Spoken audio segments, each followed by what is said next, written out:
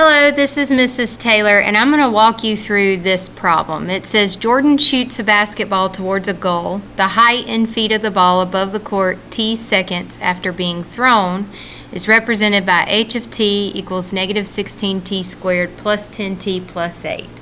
What does the 8 mean in the expression? So sometimes when we're looking at an equation, it can be really hard to determine what its parts mean, but if we make it visual, it could help. So I graphed this equation, and what I have here is what we know as a parabola. And if this is supposed to represent a ball being thrown, it makes sense because when you throw a ball, it goes up and comes back down.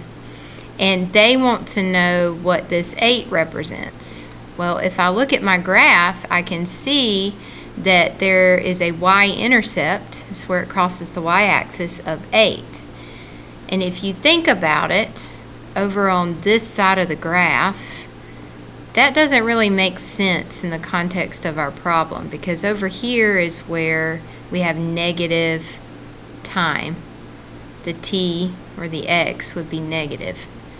So really this is where we start, which must mean that the 8 is the starting height of the ball.